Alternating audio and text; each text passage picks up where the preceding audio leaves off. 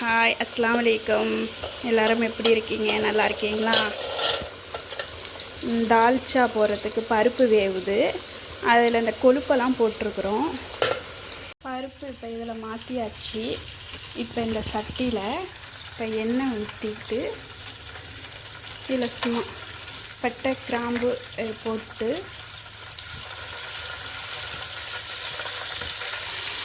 பட்டை கிராம்பு போட்டதுக்கு தான் வெங்காயம் போட்டிருக்கிறேன்.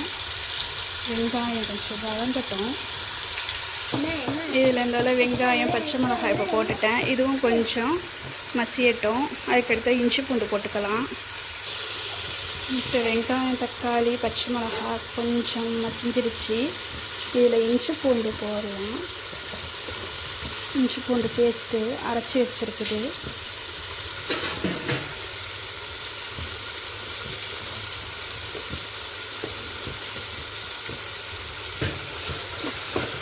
போட்டாச்சு. இது எங்கள் ஊர் தால்ச்சா. இது ஏனங்குடி ஸ்டைலில் அதனால் இது பண்ணுறோம். இஞ்சி பூண்டு நல்லா பச்சை வாடை போகிற வரையும் நல்லா வதக்கியாச்சு போட்டு. இப்போ இதில் 2 ஸ்பூன் மிளகாத்தூளை சேர்த்துக்கலாம்.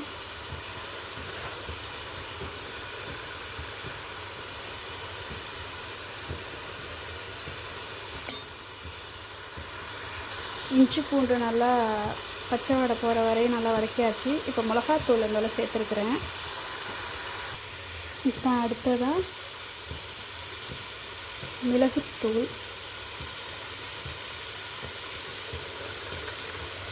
ஜீரகத்தூள்,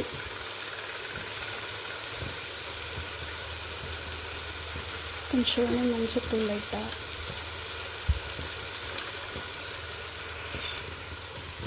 நல்லா கொத்தமல்லி தூள் போட்டுக்கலாம்.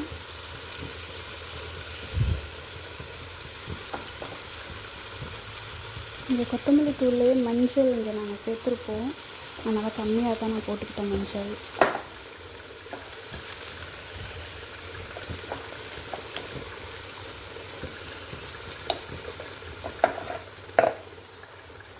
இப்போ இதில் தண்ணி சேர்த்துடலாங்க. தேவையான அளவு தண்ணி சேர்த்தாச்சு.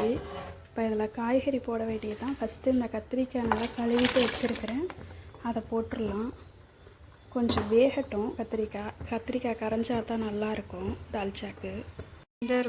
இந்த வருங்க அதனால் இந்த சாப்பாடெலாம் ஆக்குறதுனால அதுக்கு வாசம் அடிச்சிருச்சு போல் இருக்குது.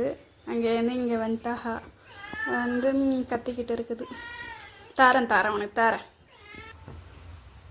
பாருங்க, கத்திரிக்காய் போட்டிருந்தோம்ல தால்ச்சாக்கு, அது கொஞ்சம் கரைஞ்சிருச்சு. உருளைக்கிழங்கு வாழைக்காய் கழுவி வச்சுருக்கிறேன், அதையும் போட்டாச்சு. இது நல்லா வேவட்டும். வெந்த பிறகு இந்த இங்கே புளி, பருப்பு, கருவேப்பிலை இது மாதிரி கொத்தா போட்டால் தான் உருவமாக நல்லாயிருக்கும், வாசமாக. எல்லாம் கரைச்சி வச்சுருக்கு. அந்த காய்கறி வெந்தோடனே இதையும் தூக்கி அதில் ஊற்ற வேண்டியது தான். கொதித்தோடனே பாருங்கள், காய்கறியெல்லாம் நல்லா வெந்துருச்சு.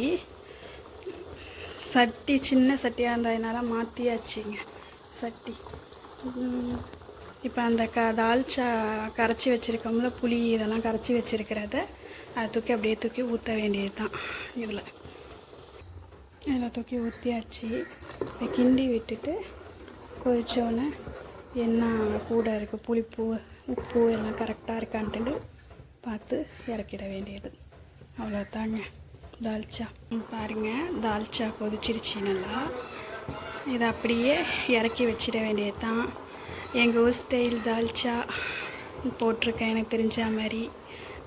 பிடிச்சிருந்துச்சின்னா லைக் பண்ணுங்கள், சப்ஸ்கிரைப் பண்ணுங்கள்.